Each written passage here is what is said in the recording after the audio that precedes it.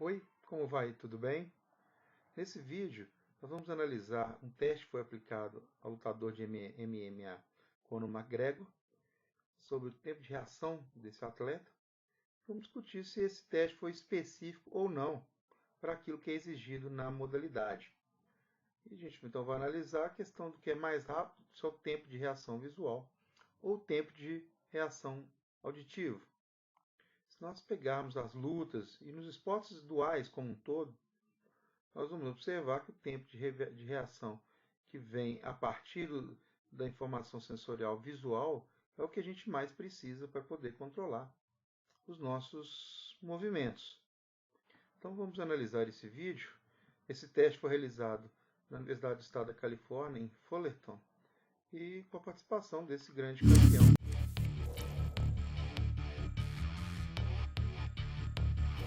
One of the major focuses of our lab is to work with elite level athletes. So we work with professional surfers, baseball players, football players, and a really big focus recently has been on combat sport athletes. All right, perfect.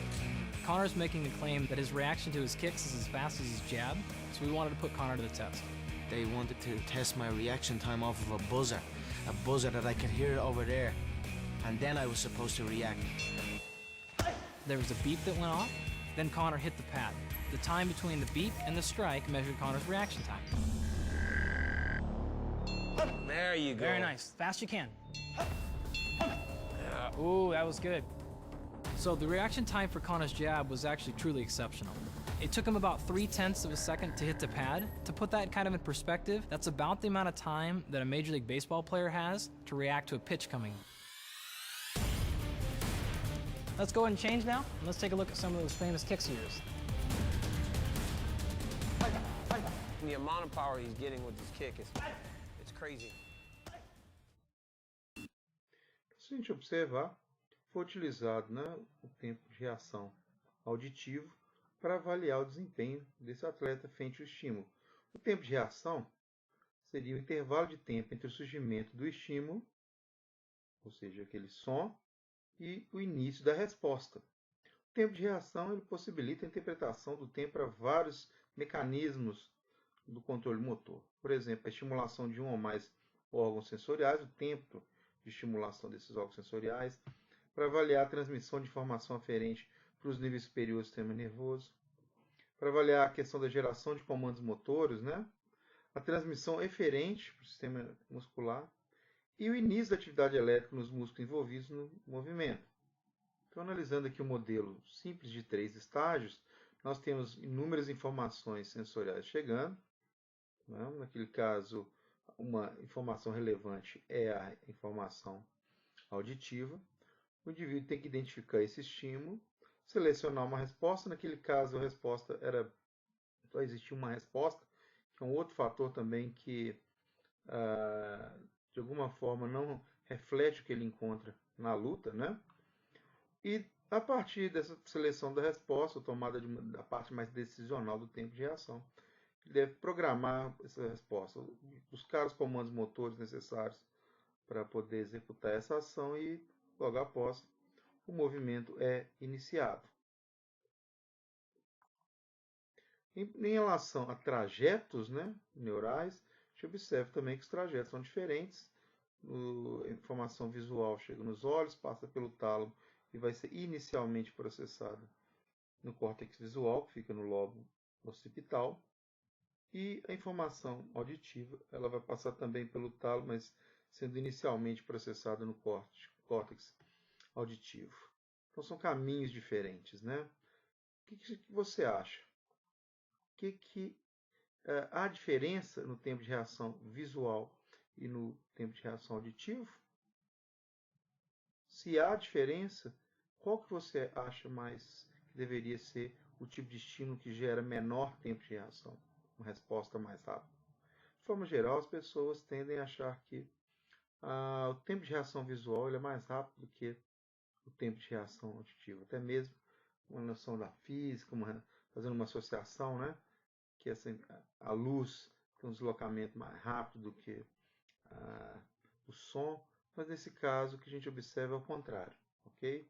Tem vários estudos mostrando que isso é um fenômeno, como exemplo esse estudo publicado em 2015, que mostra que o estímulo visual ele é mais alto em termos de tempo de reação, gera um tempo de reação mais alto do que o estímulo auditivo. Tá? Então, isso é um fenômeno e possíveis explicações pelo próprio trajeto neural ser diferente, favoreceria então essa questão da modalidade sensorial auditiva em relação à modalidade sensorial visual.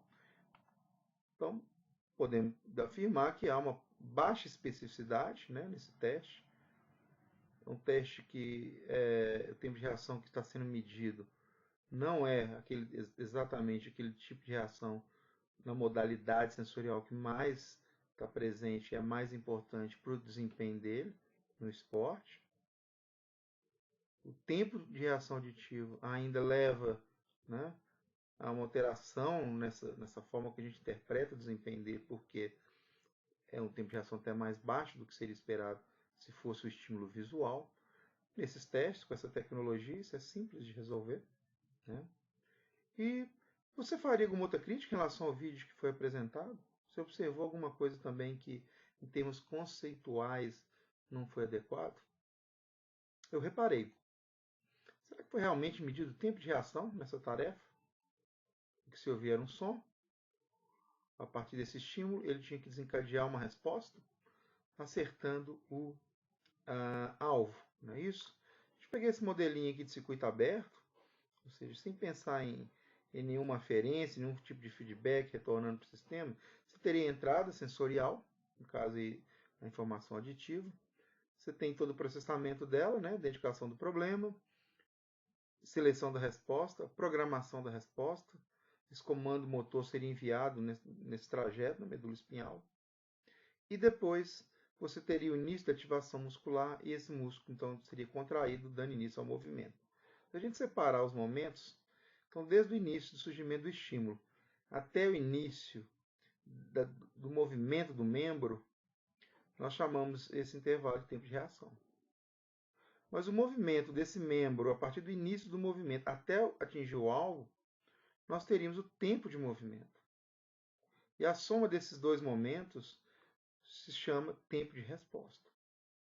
Então, se a gente fizer uma breve análise, algum problema conceitual também nesse teste.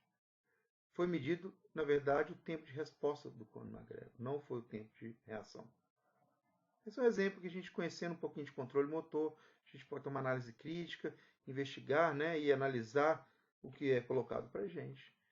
É uma medida importante, avalia sim, né, vários aspectos relacionados à resposta do atleta, mas realmente não é medida de tempo de reação. E se fosse utilizar uma modalidade sensorial, talvez em relação à especificidade, seria mais adequado ao tempo de reação visual. Então, se você gostou aí do vídeo, dá um like, por favor.